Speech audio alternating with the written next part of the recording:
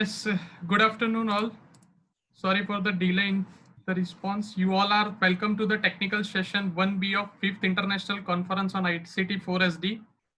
Due to COVID-19, we all are going through a normal phase, and the team of ICT 4SD wishes you a safe and healthy time for you and your well-wishers. We are constantly trying to overcome all the challenges that research community is facing at different level. We at Global Knowledge Research Foundation are fully committed to contribute and enhance the digital experience in the research activities. To continue further, this conference has received tremendous number of submissions, which has crossed more than 1000 plus from more than 20 plus countries, marked through direct submissions and special sessions, out of which 340 papers were accepted and by the technical review committee, and we were only able to accommodate 160 papers in the 2 volumes of these ICT 4SD publications. Once again, I congratulate you for your research work and would be glad to be part of this success story in the 5th version of this conference. Further, I would like to welcome Dr. Nilesh Singh B. Thakur and the Dr. Astha Parikh to sharing this session. Dr. Nilesh Singh B. Thakur presently is working as a professor in computer science and engineering at Professor Ram Meghe College of Engineering and Management, Bandera. He has more than 28 years of teaching experience. The research area are the image and video processing, artificial intelligence and machine learning, data science and analytics, classical and non-classical optimization, sensor and ad hoc networks. Furthermore, the Dr. Astha Parikh, she is a senior assistant professor in Department of Computer Science and IT, the IIS University, Jaipur. She has more than 8 years of teaching experience. Area of interest includes data warehousing and mining, opinion mining, programming languages, software engineering, database, and sentiment analysis. That will be more honor to us, sir and ma'am. Now we would like to start our technical sessions. So I would like to invite our first presenter, the Suma Kanta. Suma, I had already unmuting you. Yes, Yeah. Suma, go ahead. Hi. Are you able to hear me? Yes. Now you can just share your screen and go ahead. Hello. Suma, we can audio. Hello.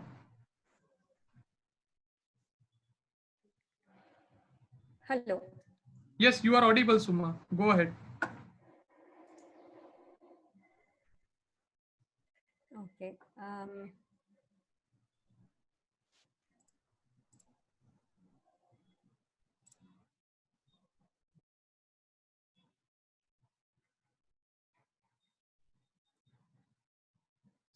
Suma, are you there?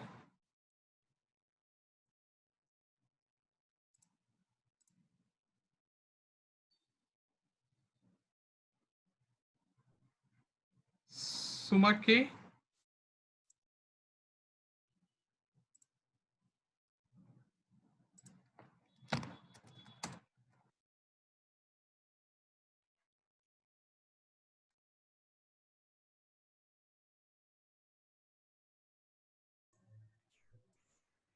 Hello. I think so. Suma is facing the internet connectivity issue. So we can just Hello. go ahead with the next present. Yes, Suma, you are there?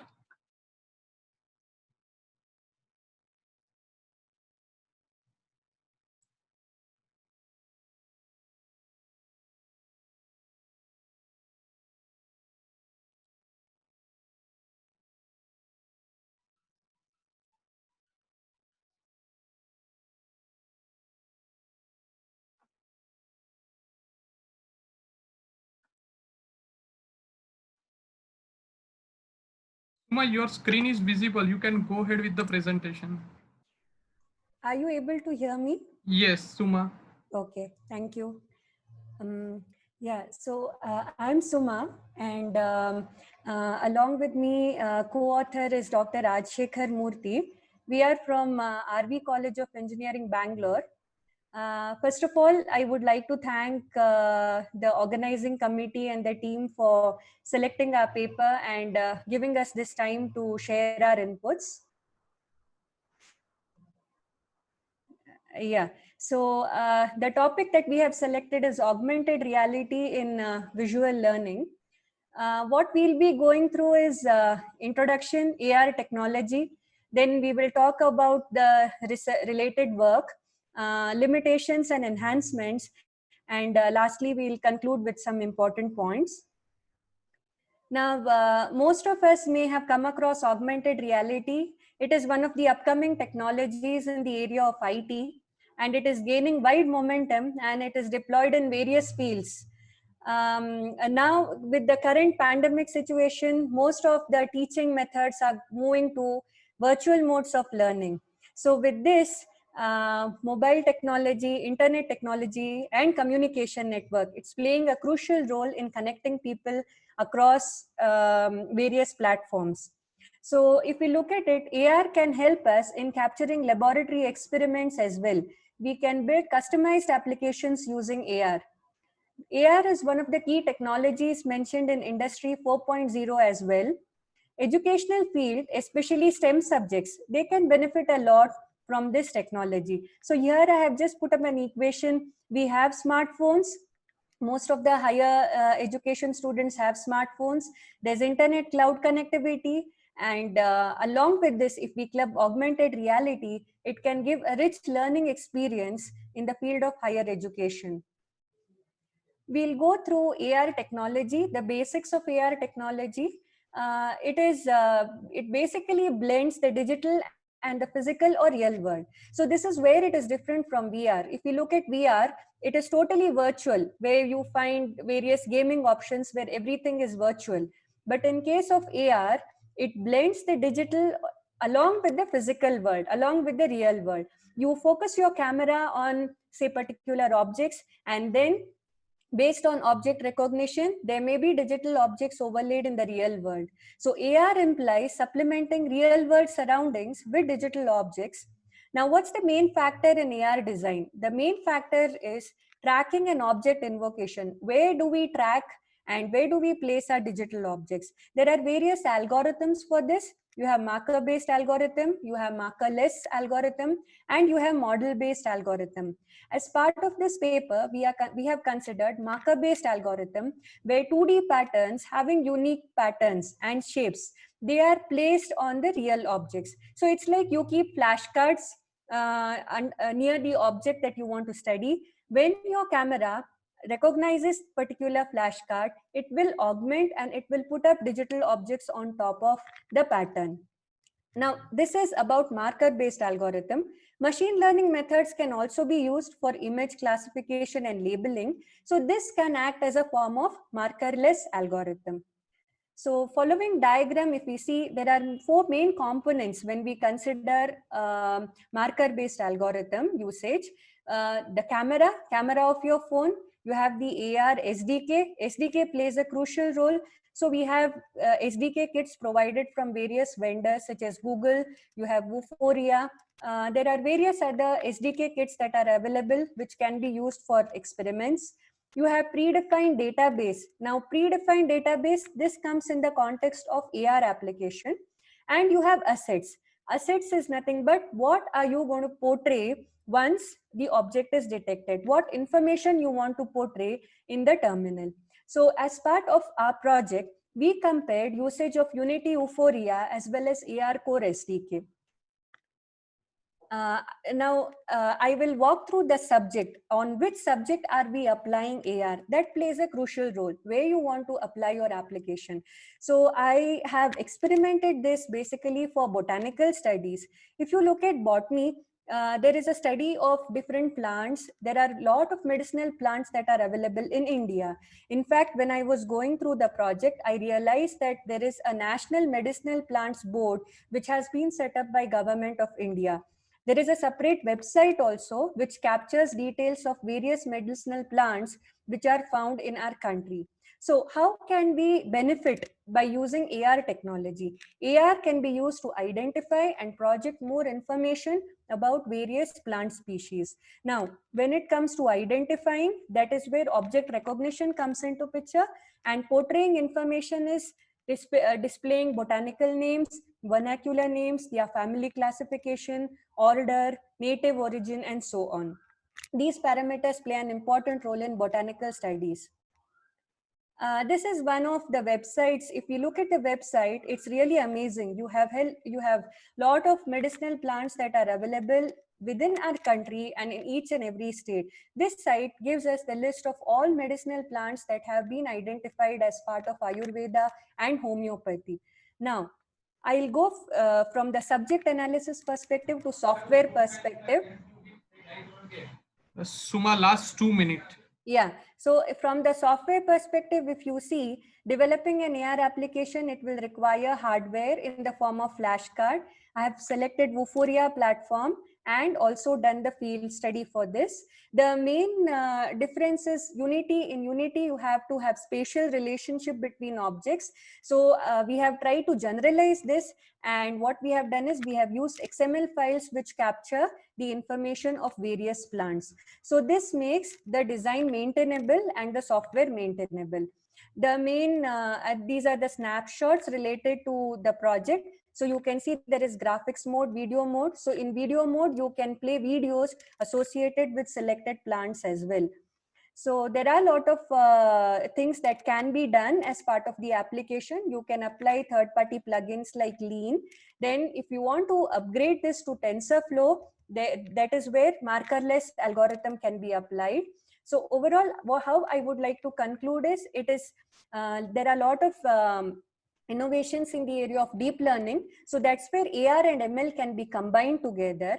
And we have a lot of information over the internet. So then why such application? Basically, these applications can be customized for classroom, because with the help of customized application, only required information can be shared, and it can avoid deviation, because lot of information is good, but it can deviate the reader most of the times. So overall, AR is a powerful technology, but it needs to be adopted in a balanced manner such that it does not intimidate real life experiences. So that's it from my side. Thank you so much for giving us this opportunity. Hello. Yeah, hi. Hello, sir. Just tell me, only one question is there. How do you take care of the memory management in Yes. all this sort of processing? Yes. So if you look at it, the more the number of plants, the information will increase. So that's where what we have done is, if you look at this, this is, I'll just show this. I have captured most of the information as part of XML file. So there were two approaches. One is you could define the spatial relationships manually in Unity editor, which is more memory consuming. You have to place the asset across each and every target object. So how do you take care of that memory management? Are you going to use any algorithm, or have you designed anything for that one?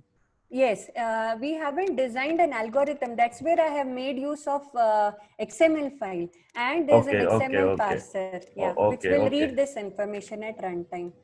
Okay, thank you. Yeah. Now the next one is Mr. Hiral Patel. Hiral Patel? Yes, sir. Yeah, please. Yes, sir. Now, go. Do manage your presentation in the specified time period. Fine? Yeah, sure, sir. Thank you, sir.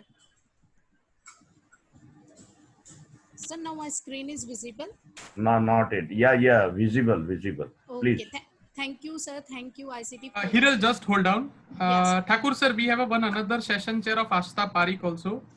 Yeah. She has live right now, so we can go ahead with the comments of the Parikh ma'am next. Yeah. Please. Sure. Go ahead, Hiral. Yeah, thank you, sir. Thank you, ICT 4SD team, for giving us a chance to present our work. My paper ID is Comparison Study on Parkinson Disease Diagnosis Treatment Classification using Machine Learning Classifier. And me and my guide, Dr. Satyen Parikh, going to present it. So through this presentation, I want to just present my topic as well as the result discussion.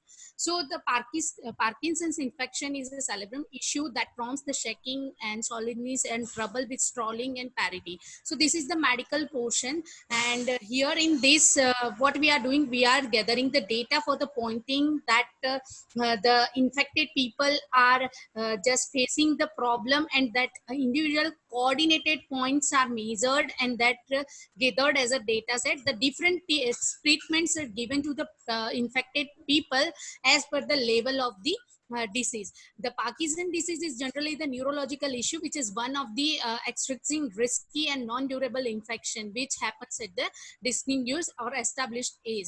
Okay, so in this paper we are going to just consider the SST test, dynamic spiral test, and circular motion test. These are the medical tests. These are available with the different infected people according to the level of level of infection that tests are applied, and it will just pointed out the coordinated points. So in this we are going to refer the already available data sets on online authorized source, that is the Parkinson sets. And in this set what we are doing, we are taking the data sets and we are performing the data pre-processing and phasing type of work.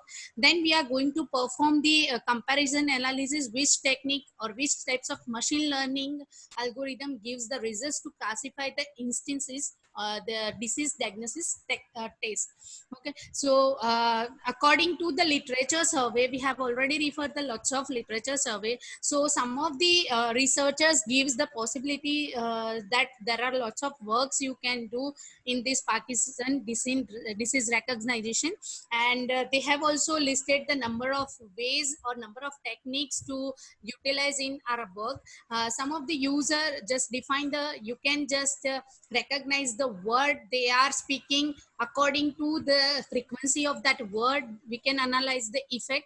Some of define the data set with the different testing level or different tests are available. According to that data set, we are going to classify or which state they have a diagnosis as a your Parkinson disease. So we have go through it, and according to that literature survey, we are preparing this methodology for designing the how to classify the Parkinson disease. So we have collected, as we have said, that we have collected the data from the unauthorized sources available. We are importing the data and we have prepared the data with the data processing. So in data processing phase, we have done the data missing data or whatever works that is required for factor analysis, and that we have done in that state, that is data pre-processing.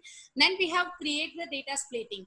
Generally, machine learning gives the whatever machine we are building, that is based on the data, and the machine learn from the data. That's why we are creating the test set for learning the machine, and we are giving the test set for the just getting the results. So we have splitted our data into the train and test set individually. Then we have applied the different 4 classifier model, machine learning classifier model, and then we are assessing the model with the different types of parameter tuning and the accuracy. So here we have already gone through. Now after implementation, I want to focus on the results. So according to the logistic regression, we are giving this parameter with this random state none, and the solver is the lib linear, and we are getting the accuracy up to the 62%. As we know, the logistic regression generally used for to just for to classify the instances. So the whatever data set we are providing for all the classifier are similar. The parameter we are make a tune, and then we are getting the different results. We have also focused on the k nearest neighbor algorithm. We have uses this with all the different types of tree pruning model for tune our results, and we have used the weights that is uniform. Okay, so by performing the tuning and the algorithm as a auto, we are getting the 72% of accuracy, and we are getting the tree based classification. Then we have also, according to the literature survey, the authors are also defined that you can also utilize the decision tree. So according to the decision tree will be worked with the 2 different way, by performing the splitting through the Gini criteria or entropy. So we have applied both the way, and then we are getting the 94% of accuracy by applying the decision tree with the criteria of Gini index for splitting the tree, and we are getting 94% of accuracy. Then we are going for the decision tree. 1 minute. Yes.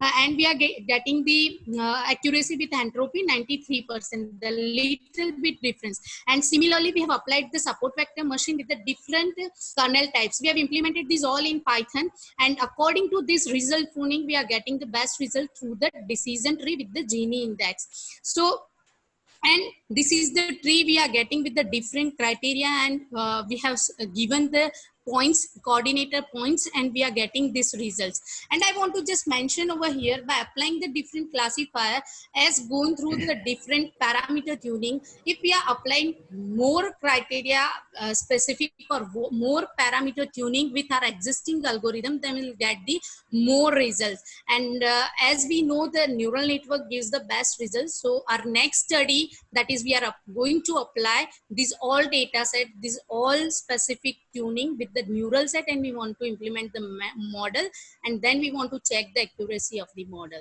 This is about my side. So thank you, sir. Nice presentation.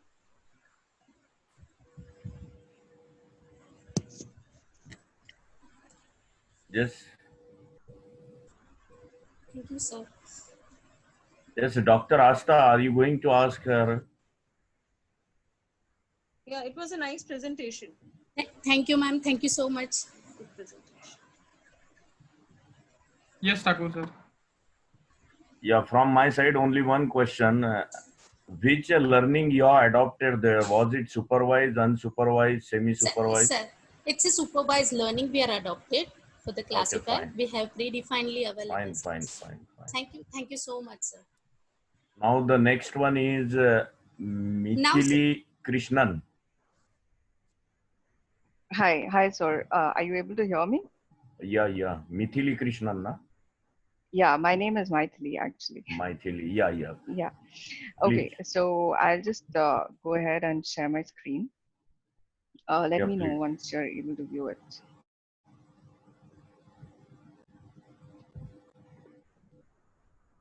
Yeah, visible. Okay, so today I'm going to present to you the paper that is on agent score-based intelligent incident allocation engine. So I have written this paper along with two of my co-authors, which is Madan Srinivasan and Chris Matthews, and we are from Accenture. So this is more industry topic that we have come across, and we tried to come up with a resolution. So I'll just give you some brief business context. So basically in IT operations scenario, so whenever any application or server fails, an incident gets generated, or so you can have simple incidents like your password is not working or there are logging issues. Now these incidents can be classified into different categories like medium priority, high priority, or low priority based on what is their impact on actually the business. So basically if a set of applications are not working or a server is failing, that has a huge impact on business. So these tickets are getting generated, and how the tickets are getting allocated is with the help of queue managers who exhibit certain bias based on preconceived notions that they have on agent performance, and it is not even data driven. So they assume that all agents are identical, processing times are known, and it just comes into a common queue where randomly through cherry picking, the agents are picking up these tickets and they start working on it, and they try to resolve it. So what happens in this process is the ticket total handling time increases, and this increases the actual allocation time of ticket as well. And wrong tickets might also get tagged to wrong agents, which increases the overall resolution time, and which finally will impact the SLA or the service level agreement that businesses has. So what our methodology or score-based incident allocation engine does is our methodology can help by doing a data-driven allocation engine by improving the resolution time, timely escalation of tickets which are more high priority and close to missing SLA or pending in the queue for a longer duration, and it can also improve agent productivity. So in the current version, we are only targeting first time allocation. For future work, we can also include like incident reallocation by introducing incident reassignment rules. So now this is just a view of the what is the as-is life cycle. So there can be two scenarios. So first scenario is like a manager guided allocation. So ticket lands, so user raises an incident. So the ticket flows into a ticketing tool. So it can be a Snow, a ServiceNow, or a BMC Remedy, those kind of tools. And according to ticket priority, the manager reviews and due to the agent skill set or availability, he assigns. The second scenario can be self-allocation. So where the agent himself like cherry picks the ticket and then basically he tries to resolve it. So as opposed to this, what we are doing is coming up with an agent scoring based on these assumptions. So these set of variables that we have considered. So what are the number of working days in a month? What are the working hours in a day? Utilization target, effective working hours. So agent might be there in office for 9 hours, but he actually might be working for 8 hours because he goes on breaks. Also, what is the effective hours he actually spends on working on an incident ticket? So that might be, 70% or 80% of the actual hours he's working. Also, what is the percentage of incident tickets that he is handling, and also effective hours spent in this entire process. So based on this, we have actually come up with different parameters. So first is like effort hours, then what is the agent success rate? So which means that it might be the case that the agent tries to resolve the ticket, but he is not 100% successful. So that also we need to take into consideration, that what is his success rate, whether it's 50%, 60% by different categories of tickets that he has worked on. And then finally, we assign a agent score. I'll now go into how the user flow will work in. So if you look at the left-hand side, so this is how a new incident will come in. So this is just a Wintel group. So this might be a particular group where the ticket lands in. And so here our real-time incident allocator or scoring engine that we have developed will be invoked. And this allocator will allocate the who is the best agent to actually resolve this ticket. So first what we do is we do a lot of text analysis to decide like what is the ticket category this particular ticket belongs to, and then pick up all the agents who are actually mapped to these category. Now we consider that whether they have met their daily ticket cap or not. So a particular agent can only work, say, on 50 or 60 tickets in a day. So if he has already met his ticket cap, so obviously I cannot assign him a ticket. So my flow ends here, or my decision tree ends here. If he has not met his daily cap, then what I do is I invoke my agent scoring engine and I score all the agents from best to worst. And then I pick whoever is the best agent to work on it, whether he has met the priority ticket cap or not. So which means that there are different priority of tickets that he needs to work on, and top priority tickets will take more time to resolve versus the simple tickets. So based on this, if I again see that he has not, he has already met his ticket cap, then I cannot allocate him the ticket. Otherwise, I again go to the set of agents and pick the second best agent. In this way, the process will actually continue until and unless I get the best agent to allocate the ticket. So, and then the allocation also happens based on the skill level of the ticket, how much time he has left. So he might already be about to log off. So he has only 1 hour left. So based on that, I have to decide whether if the ticket actually takes 4 hours to resolve. So I cannot actually assign him that particular ticket. So all those different criteria are also taken into consideration, and we have built the scoring engine. And last 2 minutes.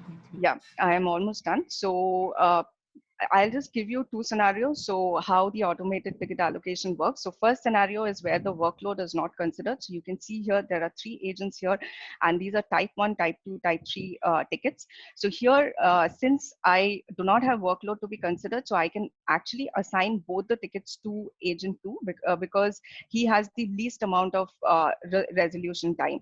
But in this scenario, second scenario, where I have to look at workload, so then I actually cannot, and he only can work on 1 ticket. So obviously I need to assign the second ticket to agent 1, even if he's the second best agent. And as future scope, as I mentioned initially, that we can enhance the solution, but also introducing agent incident reassignment rules. So if there are particular tickets which are assigned to agent 1, initially based on those rules, but he already has a lot of burden on him, then we can also see how we can move it from other agents.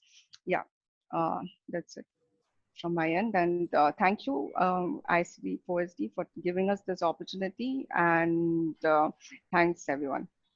Yeah, Dr. Asta, are you going to ask anything? Dr. Asta? No comments from Asta, ma'am, sir. Go ahead. Okay, Maithili. Yeah.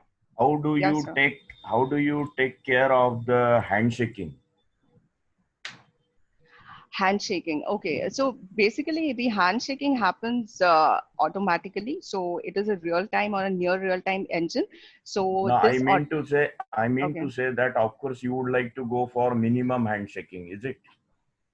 Yes, minimum handshaking. So basically, each person will have a tool built into, like, I as an agent will have a tool. So I will only see whatever tickets I need to work on. So I don't need to actually go and pick up my ticket. So I am totally eliminating that. And even the queue manager handshaking, which was working, so that also is not there.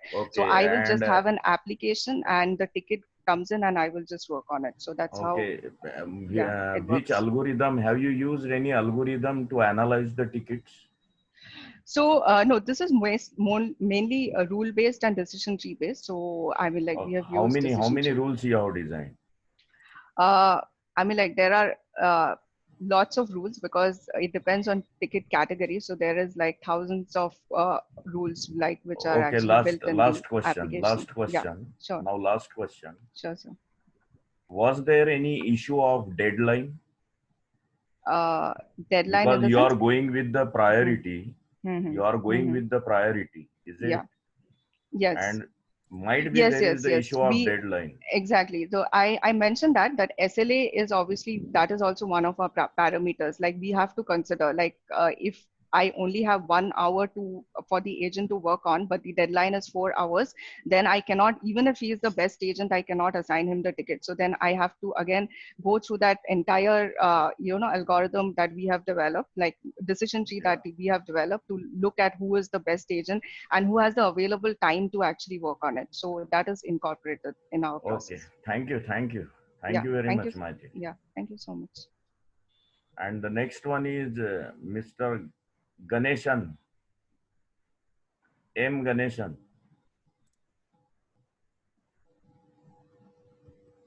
Yes, Ganeshan, are you there?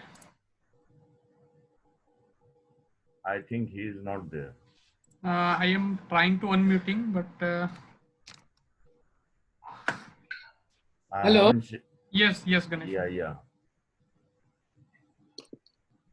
Good afternoon, sir. Yeah, please proceed. Yeah.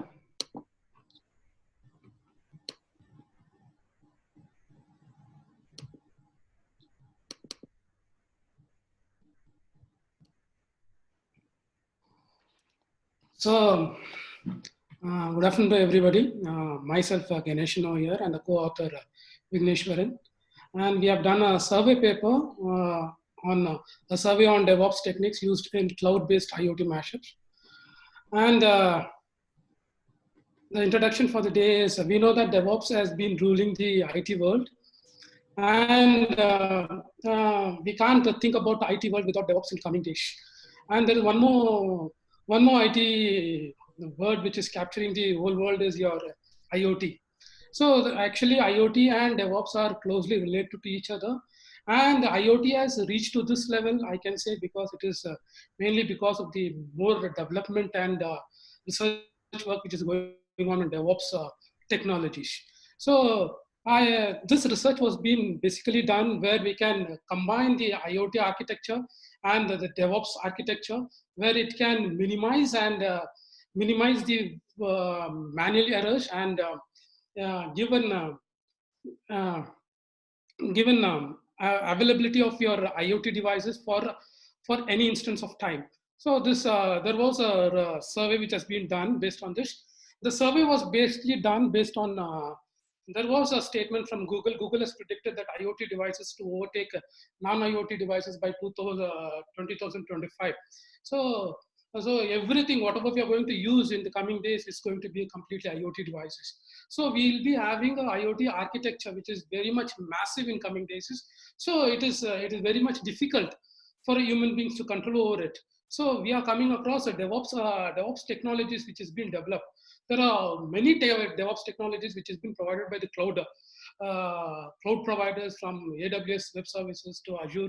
They are dealing with IoT devices where we can control through different types of APIs over here. So this is what the research we have been done, and the survey which has been done on this. So for IoT business and businesses, DevOps ensures that the building of architecture continues and it is very intelligent, and it is a right framework. By selecting a right framework and a very good tool, I think the maintenance of IoT architecture I can say it is more reliable. So we are, whenever IoT architecture is there, we have to have uninterrupted and connectivity, because IoT devices are not of same, they are of heterogeneous devices, and every hardware is completely different, and every heterogeneous devices are interconnected. So there are different APIs which go all around. So we have to have a particular DevOps tool which can control without any difficulties. So selecting a right DevOps tools for an IoT platform can improve the overall challenges. So on this basis, there was a survey which has been done on DevOps tools on IoT mashups. So the methodology, what we have applied from this survey is we have gone through a automated search in scientific repositories, classifying the papers based on the abstract base, and we have continuously constant comparison between the papers, and graphic-based category analysis. We have done we have followed these methods to do this survey, and we have and while we are doing this survey, we had survey questions which we've been asked. 6 questions we had. What does a DevOps culture in IoT mashup means? So whether the paper is really explaining about these things, and what are the problems that lead to the need of implementation of DevOps technologies? What are the major advantages of utilizing a DevOps culture in IoT mashups? So we have done this question. We have gone through these questions in each and every paper, and we have segregated this paper, and we have done a survey on this. What are the probable major problems when particular DevOps tools, and what are the implications on the IoT architecture on cloud-based, and whether the particular DevOps tools is able to have a continuous integration of data and continuous deployment of architecture, and what problems are encountered when implementing a DevOps. So these were the questions we are asked when we are doing this survey paper. So what are the search and selection protocol? We had plenty of papers. We have collected plenty of papers, nearly around 100 papers were collected based on the criteria, and we have to scrutinize certain papers for the survey, and we have selected around 70 papers. We have survived on this, and we have come to these conclusions, and we have gone through AMC Digital Library, IEEE Explorer Digital Library, and Springle Links, and ThinkLit. Jain University itself gives us a platform where we can have a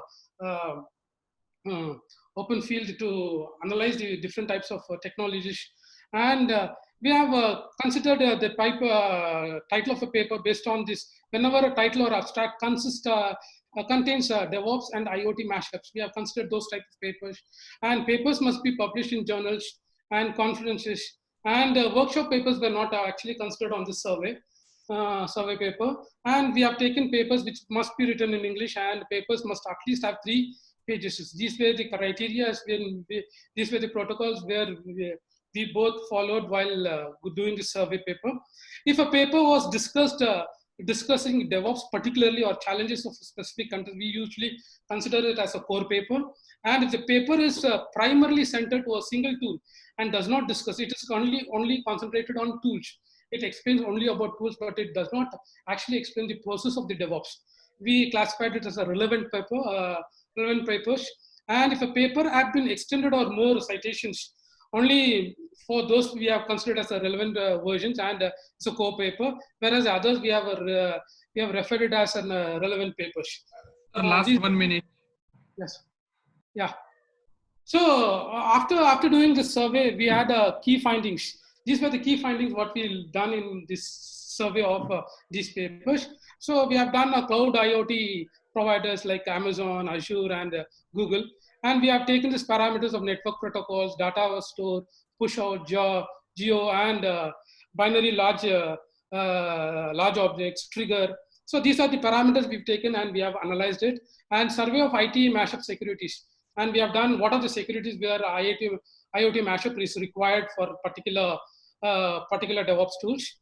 And key finding, what are the key findings we have done over here has been listed in this over there. And for finding these key findings, we have done data information sharing, tools for source core management, building processes, continuous integration, deployment automations, and monitoring. For these different tools, we have done a survey, and we have formulated a table which really explains a lot. And research limitations, as we know that DevOps, although IoT is a large, is coming up largely in the IT world, but it is mostly oriented towards the corporate world, and but it is very difficult to analyze it. So, conclusion is many challenges have arisen in DevOps cultural tools, and we have to have a very good DevOps tools and IoT mashups to overcome the conflicts between the developer team and the operational teams. DevOps practice is very easy, can be made easy whenever it is being selected in a proper way. For example, if you go for AWS Greengrass. So AWS Greengrass is an IoT tool, which is given to us by AWS Web Services, which really does a great job when overcome with an ThinkWorks, which has been industrial IoT systems. So this is my conclusion. Conclusion is something where we have to have an IoT. We have to have DevOps tools in such a way that it does not keep on altering the APIs. So even though the IoT architecture changes, the API should be completely controlled by your DevOps. I think your time is elapsed. Thank you, sir. Hello. Yeah, sir. Just tell me in a single line, Yeah, sir. after doing all this study, Yeah. what you would like to suggest to the research fraternity? One line. So there is a lot to have a research on this particular area. The reason is even DevOps is growing on, IoT is growing up, and they are both related like brothers and sisters to each other. They can't be apart from it. And the main point over here, there are DevOps tools where we can have our own DevOps tools which can be marketed in a. So if we develop our own DevOps tools, so there are places where we can have a business-oriented module also when we have a DevOps tools, which will really support the IoT architecture. Okay, Dr. Asta is going to ask any question. Dr. Asta, are you there? Yeah, yes, sir. You have question any? No, sir. Okay, sure. Okay, thank you. Thank you, sir. The next one is Meghna HN. Might be, sir, Meghna is not available. If any author from Meghna, kindly drop me message in the chat. Otherwise, we can skip your presentation and go ahead with the next. Meantime, we can go for the next one. Yes, sir. Dr. Arul. Yes, sir. Am I audible, sir? Good afternoon. Yeah, you are audible. Please proceed. Can I share my screen, sir? Yet not shared. Yes. Is it visible to you, sir, actually? Am I visible to you? Yeah. Now Yeah, it is my visible. presentation. Yeah, thank you so much. I'm good. Very good afternoon to one and all, and thanks for giving me a chance to present such a wonderful conference. And my topic is female attack detection. Actually, myself, Dr. Arul, and we are Punitha from Assistant Professor, Coimbatore Institute of Technology, Coimbatore, Tamil Nadu. And our work is how we can identify malware using higher statistical parameter of image processing algorithm to identify a firmware attack detection on IoT devices. Fine. So actually, IoT device regarding IoT device and what is firmware, I would like to come with the next point.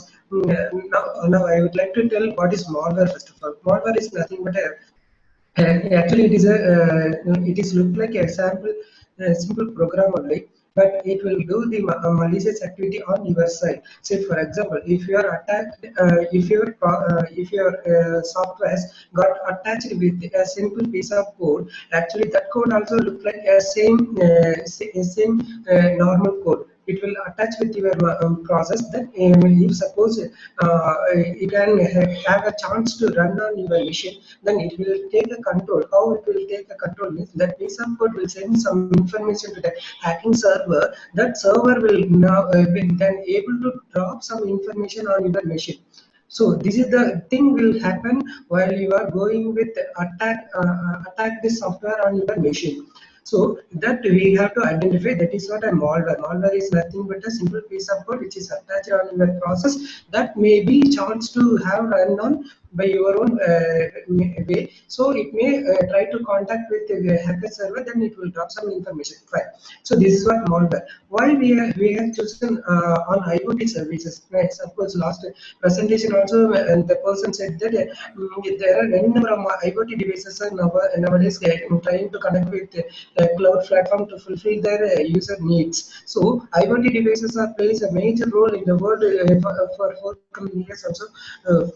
So every IoT devices must should need to upgrade with themselves with some software. Then only it may adapt with the new changes on the cloud or their machine or their devices. So what is their updation? Updation that in that only we are coming with the concept called firmware. So firmware is nothing but a software program that will automatically installed on your machine for the need of application to run in a full-fledged manner of fulfilling users' needs. That is what a firmware software. That firmware software nowadays hacker taking an advantage to attach their information on that process. Then they are trying to steal your information from sitting in your machine. So while you are updating your software, you should need to concentrate whether you are updating your firmware software in a correct site or in a secured manner. That is not the thing. So suppose if you are affected with the malicious software, then how we can identify it? For that we are approaching with one algorithm or higher order statistical parameter, that is image processing algorithm. Through that algorithm, we would like to identify either any firmware software is affected by malicious on IoT devices. So this is what our main idea. Our literature surveys are says that there are many algorithms, even deep learning, machine learning, and data mining, and even the image processing, somewhere image processing algorithm also going on for identifying malicious programs on these kind of devices. So this is what my work for executable file structure. This executable file structure, which is a sample for Windows operating system. So this is how your executable file will look like. Say for example, some header, task header, then followed by PE header, that is portable executable header, then followed by the sections. The sections is nothing but the work that is fulfilled by your firmware software. Say for example, now I am presenting my screen to you with the help of Zoom software. That Zoom software is a firmware software. Now it is attached with my my Chrome process, so that I can able to share my screen to you. See here, please try to understand that there is one software. That software is a firmware software that is attached with my Chrome browser, so that I can able to share my screen to you. If suppose while I am sharing my screen through Chrome browser, I am going with third-party software, that is Zoom software. That Zoom software also have look like these kind of sections. So in that Zoom side, there are some buttons. Say for example, share button, mute button, unmute button. There are some actual buttons functionalities are there. Those functionality may be chance to attack by the harmful software. Say for example, malicious software. Those kind of software will also occur in your some sections of your process. So that sections may contain several information called service calls. Service calls is nothing but if now I am speaking, so you are listening. That information is sent to you, sent to the presenter who is presenting ICT 40 hoster. That hoster is sending to all other participants. This is the actual flow is now is going. Is suppose my process is got affected. Actually, my end, if I my end Chrome browser got affected, so that if it is got affected means then there is a chance of my firmware software, like say for example Zoom also get chance to affect it. If suppose I am pressing my button share screen or unmute, say for example unmute button got affected with that malicious software, means there is a function that may be called get message. That get message will wait for a turn that if I will press that button, then it will pass some piece of code to you, your end also by the means of sending mechanism, sending call. So through that API call, they are trying to spread their information to the one among the network attack this machine to another machine. So how we can identify that? Dr. Arul, last 1 minute. Yeah, I'm so sorry. For that, we are giving an idea that image processing technique, that is a hierarchical statistical parameter. That parameter will convert your process into grayscale image. That grayscale image over we are splitting into several segmentation. That segmentation we are applying skewness and curvaceous parameter. Through that skewness and curvaceous parameter, we are analyzing that particular female software is giving any suspicious activity. That suspicious activity we are analyzing through visualization part. That visualization, see here, there is an image that ABCD which is in the left hand side, that is converted into black and white. That black and white images we are locating a particular section. That section is narrated in left red color mark.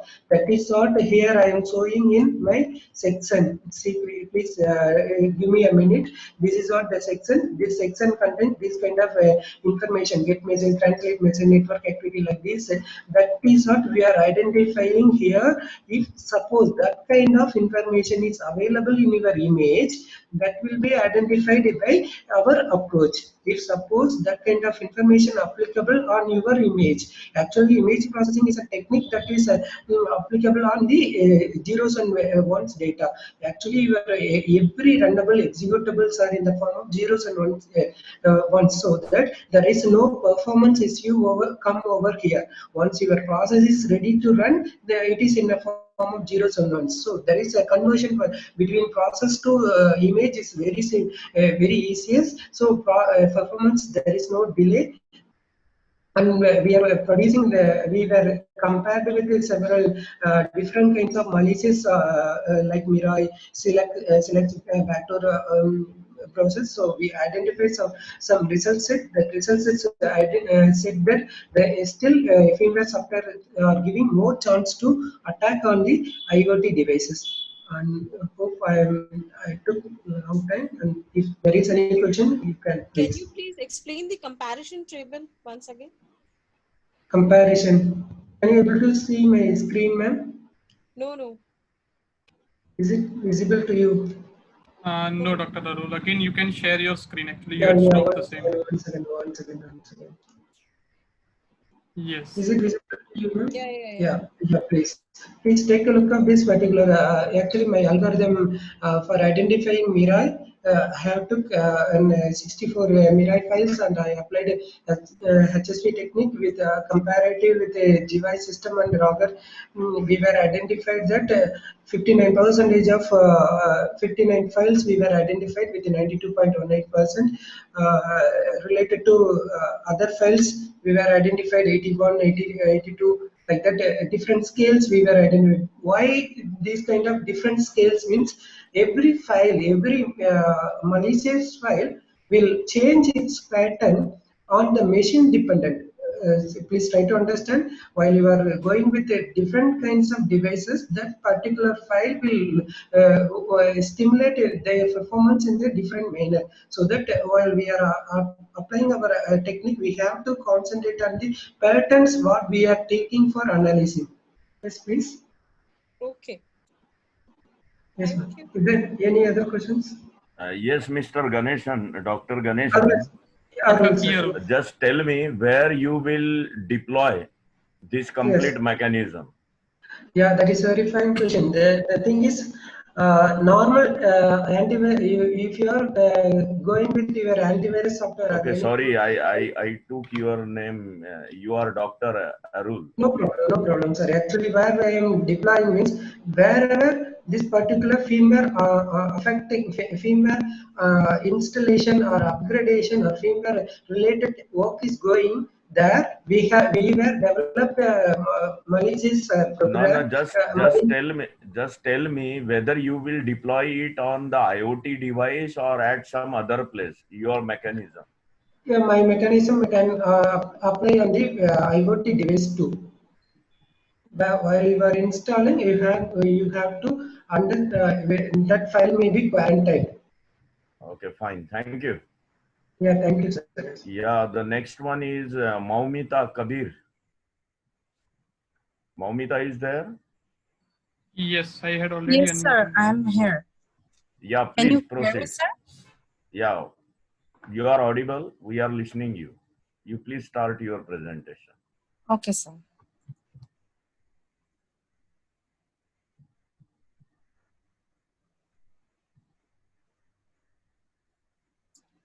Sir, is it visible? Yeah, visible. Please proceed.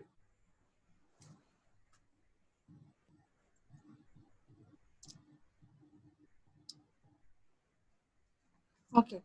Hello, everyone. I'm Maumita Kabir from Bangladesh, and I welcome you all to my presentation on obstacle avoiding and fire extinguishing robot for everyday fire security. These are the names of my fellow authors, and my organization name is University of Liberal Arts, Bangladesh. This is the table of content, and the number of the slide is mentioned at the right corner. Well, in my country, fire incidents are very common, and every year, last year, at least 1,590 people died in fire accidents. The Chowkbazar fire incident happened on February 20th in 2019, and BBC reported the deaths of 71 people in this fire incident. And only after 1 month, the Bonari fire incident happened on March 28, 2019. And it caused the deaths of 25 people in a matter of hours. So those tragic incidents worked as our motivation behind our research to develop this firefighting robot. Next, I'm going to discuss about the tools that we have used to assemble our robot, and this is the equipment list. And this is the Arduino Uno, which is the brain of our robot, which actually works, which actually provides power. And as you can see, the whole robot structure is placed onto this chassis, which can move around using these 2 gear motors with wheels. And the whole driving mechanism is done with the help of this L293D IC. To detect obstacles, we have used this ultrasonic sensor. Whenever there is an obstacle, our robot will detect it and light up this LED, and it will turn right. And to detect a fire, we have used the flame sensor, and whenever our robot will sense fire, it will ring this buzzer right here, and it will spray water using this 5-volt water pump that is placed inside this water tank. And this whole water tank is placed onto this micro servo motor, which can rotate 90 degrees, so it can cover a wide area for the water spraying. And we have successfully assembled our robot using all these components. And for the next part, I'm going to talk about the related works that are similar to our research. There are so many researches on developing a firefighting robot. I have mentioned 2 of the related works in my presentation and a few more in our paper. The major difference of our research is that it is a combination of multiple features. It can detect and avoid obstacle. At the same time, it can also detect and extinguish fire. Next, I'm going to discuss about the system design. This is the flow of our system design. Whenever our robot will sense an object or fire, the microcontroller will control these 2 left and right motors using this motor driver IC. For example, when our robot will detect an obstacle, the microcontroller will use these 2 motors to turn right. And whenever our robot will detect fire, the microcontroller will use these 2 motors to stop. This is the connection diagram of our research of our robot, and here we have mentioned the connectivity of between all the major components, and here I have mentioned the connectivity of between the major components like ultrasonic sensors, all its connectivity to the Arduino board, like which pin of the IC is connected to which pin of the Arduino board. For the coding part, we have done the coding in Arduino Genino software platform and uploaded it into the Arduino Uno hardware using the cable. There are 4 steps in our code. In the first step, we have defined the variables to store the values that are coming from the sensor. In second step, we have set the pin mode for each and every variable, for, just like the pin mode should be input or output. And in the third step, we have put the main code to extinguish fire that runs to extinguish fire in a different function named this void put off fire. And in step 4, we have given all the conditions. There are in total 4 conditions to run repeatedly in the void loop. Through its obstacle avoiding feature, our robot can protect itself from any physical damage, and it can also assist people to cross roads. Through its fire extinguishing feature, it can serve any fire security services for any places. To evaluate the performance of our robot, we have surveyed 300 employees of the Dhaka EPZ Garments, and we have measured the user satisfaction rates in 2 criteria, the fire detecting capability rate and the fire extinguishing capability rate, and this is the result. Momita, last 2 minutes. Thank you, sir. So for future modification plan, we plan to add multiple features in the future, like fire extinguishing with carbon dioxide, giving our robot more a humanly shape so that it can be user friendly, and adding GPS system to keep the track of our robot, and adding CC camera features so that our robot can be used as a movable surveillance system, and adding Wi-Fi features so that we can have the live feed of the CC camera or anything. Lastly, to conclude, I would like to say that our robot has the, though our robot has the obstacle avoiding feature, fire extinguishing is the primary concern of our robot. And to be very honest, most of the advanced working places of my country at present has the fire alarm system. But fire alarm systems can only cover a certain area, and in most cases, by the time it alerts people about the fire has already caused a devastating situation. Since our robot is a movable device, it can work more efficiently than any other existing fire alarm system right now in my country, and it can save the lives of millions of people. These are the references that we have used in our paper. Thank you so much, sir, for listening. If you have any questions, you can ask me. Yes, Momita, in your robot, what precision, till what degree it can move? It can move 90 degrees in... No, minimum movement. I'm asking about precision. Sorry, Might sir? you have programmed the motors? I have put it in inside the code section that it can, in a loop, that it can rotate from left to right 90 degrees, maximum 90 degree it can move. No, I'm not asking maximum degree. Minimum movement will be what? Whether it takes Minimum the step of 2 be degree, 1 when degree. When the fire will be extinguished, it will stop its movement. If it doesn't have to move and the fire is already extinguished at the first spray of water, then it will not move at all. Minimum movement will be what? If it is standing on the, for example, northern side, yes, sir, and then want to move to south side. So how it will move? With 1 degree movement, or directly 2 degree, 2 degree, 2 degree, or 3 degree, no, 3 sir, degree? it will rotate from 10 degree. That is what I'm asking. You have taken the 10 degree. Yes, sir. Okay, fine. Thank you. Thank you, sir. Yes, Dr. Asta is having any question? No, sir. Same question which you have already asked. Yeah, fine. Thank you, Maumita. Thank you so much, sir. Yeah, please. The next one is Mr. Atharva Patil. Yes, sir. Yeah, are you there? So can you hear me? Yeah. Please proceed. Yes, yes. Atharva Patil. So can you see my screen?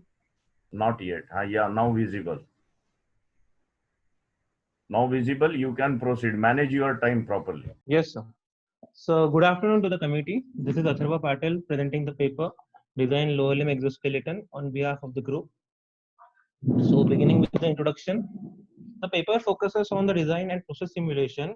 It is the integration of biology, mechanical, electronic, and computer engineering. Sensors and actuator-based system.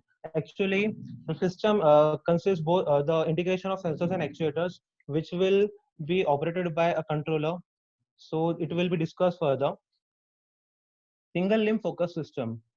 As we can see, the exoskeletons these days are focusing mainly on both the limbs, and means both the legs of a paralyzed person. But what will they do if the person is paralyzed for a single limb? Means actually they use crutches with the exoskeleton, but we are mainly focusing on the single limb of the person, and we have designed a system which will be there for a person who is paralyzed on his single limb. The aim and problem statement of a project is: the aim is to assist the paralyzed person for performing physical activities such as walking and climbing. The problem statement is to design an assistive lower limb for a person who cannot cope up with their daily basic activities, including standing and walking, and thus decreasing the dependency on walker assistant and reduce their financial strain. The motivation behind the project was, as 0.6% of the India's total population is physically challenged. Of this 0.6%, 26% of them suffer with their lower limbs. So this is a lot number to focus on. The cost constraints on physiotherapies at hospitals cost more than 2,000 rupees per hour. This was also a motivation for us. Increased need of walker assistance to the patients, improper treatment and facilities given to the paralyzed people. The objectives behind the project is to help a paralyzed during a physiotherapy period to design a lightweight system. Overall, the system is 4.557 kgs, including the batteries of the project. To design a comfortable and easy system for the paralyzed person, to ensure the maximum safety of the patient. So if he is walking through one leg, he should not fall. This was also one objective to consider. The methodology here is the workflow. First of all, the walking simulation. The walking simulation was the first parameter. Then setting up the dimensions of the exoskeleton. Then model composition. Model composition include the selecting of components. And after selecting the components, the circuit design, and after circuit design, sensors installation with integration of with the connection of sensors and the sensors, batteries, and the controller. Then testing analysis of the exoskeleton. Actually, the walking phases, I have said that walking simulation is important. So for walking simulation, there are walking phases. There are two walking phases for a person. These are stance phase and swing phase. The stance phase and swing phase both include double support and single support. The double support means the person needs both the limbs to walk and move forward uh, to make a movement. And a single support means he or she is using a single limb to take the support for the movement. The signal flow block diagram actually means the total execution of the project. So let us consider the left leg of the person is normal, means it is unparalyzed. So it means the right leg is paralyzed. So the person has to move his left leg first. Then as the movement of the left leg is being done, the complete body weight is distributed equally on the both left and right side of the person of a body. So as he's moving the left leg, maximum pressure on of the body comes on the right leg. So this activates the sensor. This activates the sensors the sensors are actually placed beneath the shoes. I will show it later. The sensors will be activated. The activated sensors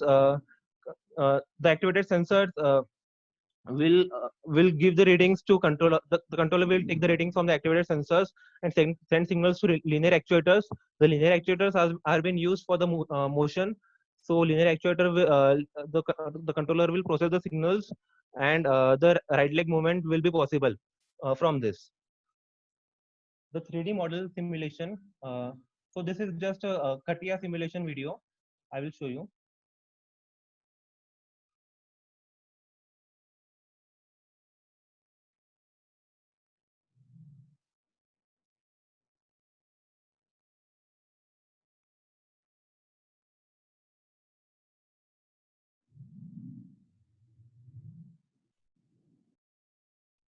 Here we can see, this is just a video, not the main prototype.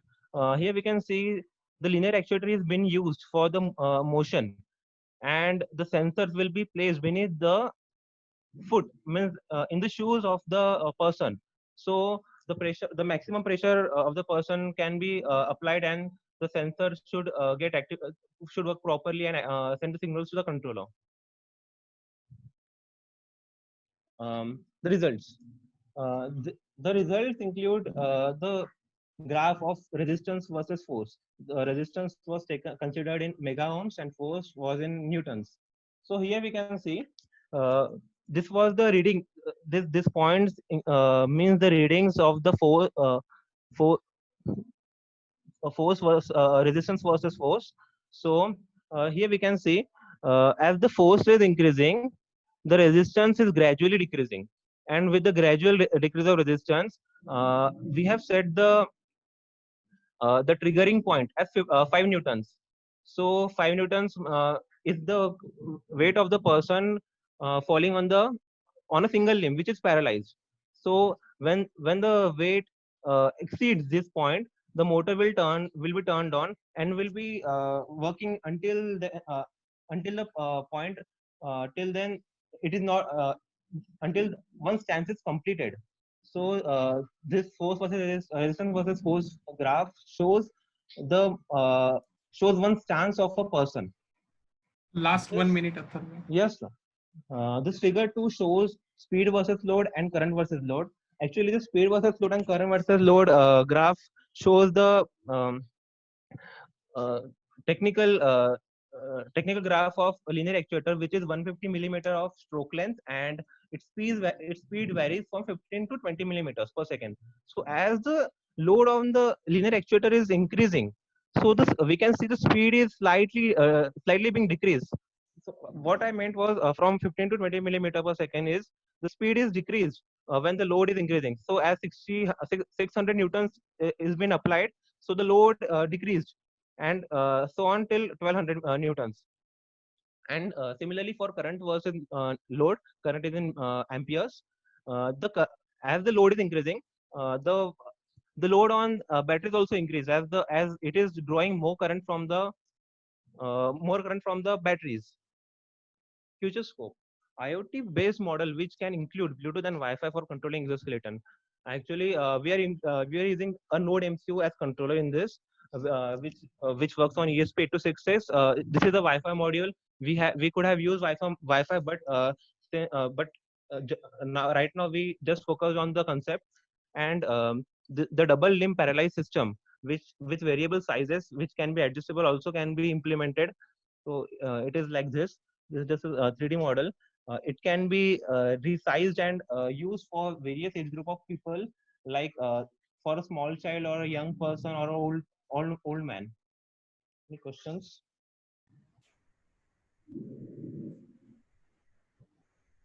Yes, Atharva. Yes, sir. Have you heard the word ergonomics? Sir? Ergonomics. ERGONOMICS. No, sir. Okay, let me tell you, as you explained, you have considered that you are going for only one. Okay. Yes, like when you are analyzing somebody who is handicapped and you are designing the exoskeleton for that limb, lower limb. But at the same time, when you are considering a design of that one, according to ergonomics, you have to take care of the other leg also. The Though, posture, you mean the posture? yeah, posture. Yeah, Because it matters a lot. It seen that, affects. It will affect your design. Is it? Yes, sir. And right now you are in a prototyping mode, or have you gone for actual implementation? Actual implementation, we have tried for the movement part, means on normal people, and we have tried for two paralyzed people also. Actually they face the problem as the costing of the exoskeletons. Are you a bachelor student? Yes, I just completed my BTech in mechanical. Electronics and telecommunication. My group mate is mechanical, and my guide is doctorate in electronics in VLSI. Okay. Okay, Dr. Asta is going to ask any question. No, sir. Okay, fine. Thank you, Atharva. Thank you, sir. The next one is NR Aiholi. Yes, sir. Are you able to hear me, sir? Yeah, yeah. Please do manage your time. Yes, sir. Yes, sir. Okay.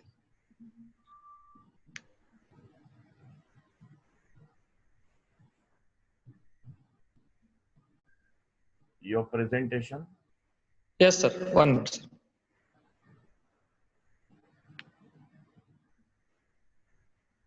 Are you able to, is it visible, sir? Yeah, yes, it is visible. Is it on mobile? Yes, sir. Yes, sir. Is it visible, sir? Yeah, yes, visible. Okay, sir. Thank you, sir. Shall I start, sir? Yeah, sure. Yes. I am presenting on topic implementation of arithmetic unit for S2 number system using 2n+3 as base. Starting with the literature survey, it started with the Chinese remainder theorem, which is the earliest known S2 number system, also called as modular arithmetic. Various books have been published by authors such as Jabo and Tanaka, Umandi and Prem Kumar and others.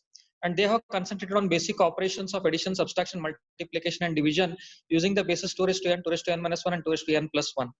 There are two types of converters, forward converter and reverse converter. Forward converter converts the binary number to restive number, whereas the reverse converter converts the restive number back to the binary number. Arithmetic unit for modular arithmetic, the main point here is choice of the number system. So if a proper choice of a number system is made, then it can be easily used for operations such as addition, subtraction, multiplication, and division. The modular arithmetic operations have been applied in applications such as cryptography, digital signal processing, neural computations, data security, and others. And various implementations have been carried out using base numbers 2n ±1, 2n ±3. And squarer is an improvised multiplier wherein we have the two input numbers as identical. And we have proposed an architecture on implementation of new arithmetic unit. It all started with the Booth multiplier implementation, and then they have compared various multipliers. They have come out with the improvised multiplier, and then squarer, and then later moving on to the improvised squarer. We identified the gap, and we have come out with the modulo 2n-3 and 2n+3 squarer architecture, and the same work was reported in the IEEE conference held at Mysore in the year 2018. Matrix algorithm implemented by Jaberipur, they have used the 2n-3 as base. They are mapping the product bits, one normal and with one left bit shift, but we are mapping the partial product rows with one normal and with one left bit shift. So that is the difference between the Jaberipur method and our method.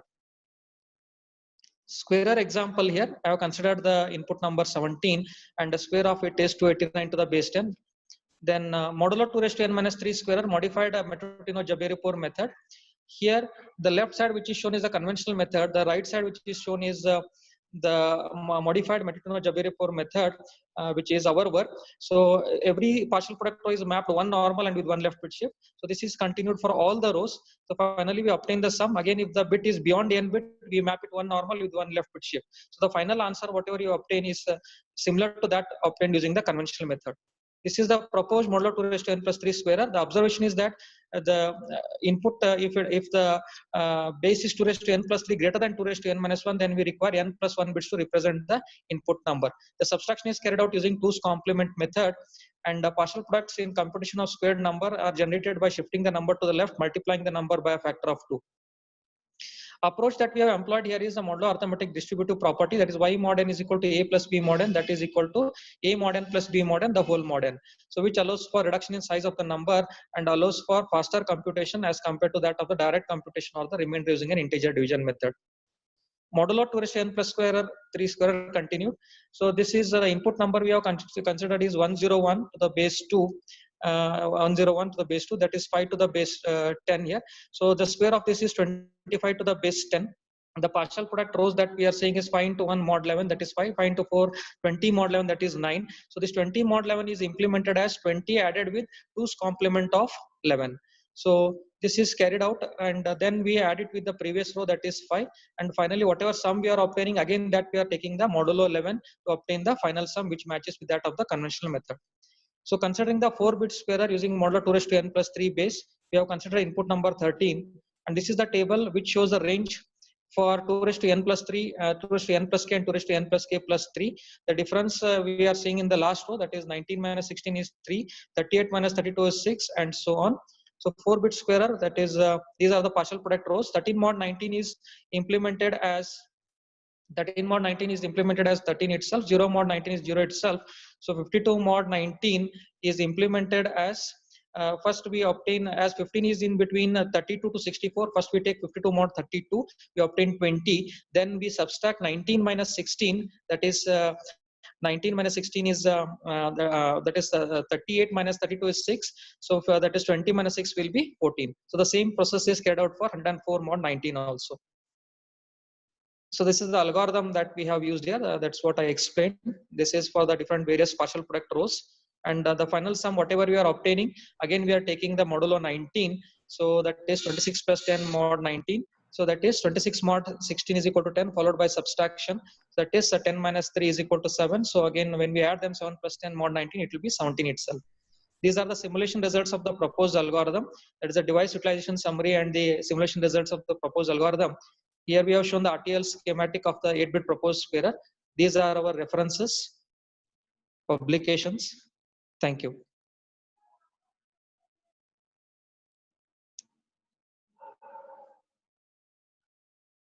Thank you. Yes, Thakur, Yes, sir. sir. Yes. Hello, am I audible? Yes, sir. Please, sir. Please, sir. Please, sir. Yeah, Dr. Aivoli, let me know, you have chosen the 2n plus 3 as the base, is it? Yes, sir. Yes, sir. Yes, sir. And you have compare your computations with some other results. Okay. Yes, sir. Yes, sir. Yes, sir. Yes, sir. Have you evaluated the complexity of your algorithm? Yes, sir. That is basically, sir, we have shown that accuracy as a 0.562 nanoseconds, sir, as compared to our previous work. I'm not talking about the accuracy. Okay, sir. See, you have evaluated the time. Yes, sir. Delay, we are concentrating on reduction of delay, sir, to improve the performance. Because the other method which you have shown, there also the shifts are going on. Yes, sir. And in yes, your sir. algo also the shifts are going on. So the difference is there it is the mapping of bits, sir. In this proposed method, we are not using the mapping of bits. That is the difference between the previous work and this present proposed work, sir. But have you calculated the how many number of shifts you are going to carry out? In a last but one slide, you have Yes, shown sir. some architecture. Have you gone for the live implementation? Yes, sir. Somewhere? Yes, sir. We have implemented everything in Xilinx tool, sir, using Xilinx tool and Verilog language. Xilinx 14.7. You have experimented that one. Yes, sir. Yes, sir. Yes, sir. Okay. Have you ever thought anything about, you have talked about Booth algo and all that? Yes, sir. Have you ever thought about the Vedic mathematics? We have to explore further, sir. We have to explore further, sir. We have to explore further, sir. Vedic mathematics. We have not yet explored, sir. Oh, you haven't read out anything from Vedic mathematics? We just know a glimpse about it, sir, but we have to explore further into that particular areas. Okay, let me take a privilege. Aman, if you permit me to talk for a minute with... no issue, sir. You can. You belongs to mathematics or what? No, sir. I'm a PhD scholar, sir, research scholar. Okay. With the ENC, sir, electronics and communications. Electronics and communication. ENC, yes, sir. After this one, let we have some interaction. I just tell you my mail ID. Okay, sir, fine, sir. You just drop me a test mail, and then later Yes, sir. we will discuss the thing. Thakur Okay, sir. Niswish. I will put it in a chat. Okay. Yes, sir, please. I will put my mail ID. Then we will Yes. have a talk on this issue. Is there any problem, like, sir? Pardon? Is there any issue, anything problem, like, sir? No. I like this particular. Okay. Thank you, sir. Thank you very much, sir, for your liking. Yes, sir. Thanks a lot, sir. Discrete Yes, sir. mathematics, Yes, Chinese sir. remainder, modular arithmetic. Yes, sir. Yes, sir. Yeah. So what I would like to have some interaction with Sure, you sir. later. Sure, sir. My pleasure, sir. My pleasure, sir. Yeah. Yes. Mr. Aman. Yes, sir. That lady, someone was not there, Meghna. Yes, just I would like to announce again the Meghna HN is available, or any author, kindly write it down in the chat. Otherwise, we can go ahead with the concluding statement of this. I think she is so. not there. Here. So I would like to invite Amit Joshi for the concluding remark of this session. But prior to that, I do like to take the opportunity. Dr. Asta should say something. Then I will say something, and then yes, Dr. Amit will conclude it. Yes. Yes, Dr. Asta, please. Yeah. Thank you to all the participants, and thank you for organizing this very successful conference. And your conference has been a great success in all the possible respects. So I hope you continue the series, and I wish you all the best with that. Thank you. Thank you, ma'am. Okay, let me summarize the whole session with the due presence of Dr. Amit, Mr. Raman, all team of organizing committee. We right now experienced 7 presentations, and fortunately I like this session because I got the different aspects in this session. The first one is related to the humankind. The 2 issues were discussed. One was related to directly to the human being. That one was the exoskeleton, a bachelor student who have explained it very well. The other one was related to Parkinson infection, where the machine learning algorithms have been used there for the classification and the analysis. The another domain, which is what related to the technology, the augmented reality, and the battle between the DevOps and the IoT. And the third one was related to the security. One was related to our daily usages of IoT devices, that is firmware attack. And other one was related to the security of humankind, that is fire, by that Bangladesh lady. And the other one, which one is also the very much important discussion took place by the Accenture girl, Maithili, who talked on the intelligent agent incident allocation engine. So I like all the papers. And the last one just now took place, that belongs to this category, where some algorithm and mathematics was involved. In that one, intelligent allocation engine, and the last one, that algorithm related to RNS. So from my side, I do like to thank all the authors, Suma Karant, Hiral Patel, Maithili Krishnan, Ganesan, Dr. Arul, Maumita Kabir, Atharva Patil, and NR Aholi. I do like to take this opportunity to thank organizers who have given me this opportunity, and hope to see the same similar kind of sessions in the future in a different conferences. So this is what from my side. I wish all the best to all the authors, all the researchers. Thank you one and all. Yes, Dr. Amit. Thank you very much, Dr. Thakur and Dr. Parikh. It was really a pleasure to have you all. I hope you too were present in the inaugural session as well, where we had a lot of speakers who have addressed on different related topics to this conference on sustainable development. And it was a pleasure to have you, and your valuable time is really important to us. And when it comes to a digital platform, it becomes more important because you need to have to stick to a complete screen, and you cannot move yourself from that screen for a limited period of time. So thank you very much for being patiently listening to the author's presentation and then commenting on those sessions. Thank you very much. And from the conference team, we would like to present a token of appreciation to you in form of a certificate. So this is for you, Dr. Asta Parikh, and the next one is for you, Dr. Nilesh Singh Thakur. This will be sent to you with a thank you letter on your mail IDs just after this session. Thank you very much. So nice of you. Thank you so much. Let me thank my co-colleague, co-partner, Dr. Asta. Before we end the session, there are few information for the authors. It's authors also who have presented their valuable presentation in this session. There are two things. First is about the publication. We have already sent the data, complete data of both volumes to Springer for publication. We hope to complete that process under normal circumstances and around 4 months or so, 4 to 5 months, maybe even earlier, because these days Springer is working really fast.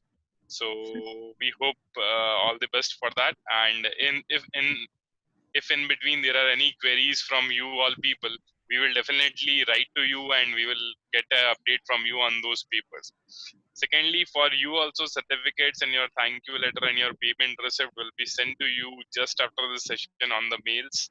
So till that time, please be comfortable. If you have any queries, our support team is there in backend. Just write to support@ictforst.org or amit@gr.foundation. We will be happy to assist you in the best way possible. Last but not the least, although we have moved to digital modes and we are not in a Goa mood right now, because this conference has to be scheduled in Goa, but still I'm sitting in Ahmedabad here and it's raining here. So just enjoy the rainy season and have a very good time. And if you have any queries, please do contact us in the best way possible. And once again, thank you, Dr. Thakur and Dr. Parikh, for chairing this valuable session. Thank you. And then thank you, our moderators, Aman, and I think Disha is here. So thank you, Disha and Aman, for this moderating this session. Thank you very much. Same here. I'm experiencing that. I'm in a Goa right now. Outside the rain is going on. The same in Ahmedabad and Nagpur. So there are many places where the rain would be going on, but still. But literally on today, I have enjoyed all the presentations. Great, sir. Great. Because I found all the angles: technology, humankind security, device technology security, all that. It was a good mixture of papers. Thank you, Dr. Amit. Okay, sir. Sure, sir. And for 1 more minute, this session is on. If you want to complete your any private chats or something, and after that, I think Aman will close the session, and we will be keen to see you in the next session, which is scheduled at I think 4:30 p.m. Yes. The number 3 ABC. The credentials will be again live on the same link. So there are 3 more sessions which are pending for today. That is 3A and B. Please do attend those sessions. If you have any technical inputs, please do share with the authors on private chats. Thank you very much. Okay, thank you. Thank you very much. Sure. Thank you. Thanks a lot, all the participants. Stay safe, stay healthy. Take care. May I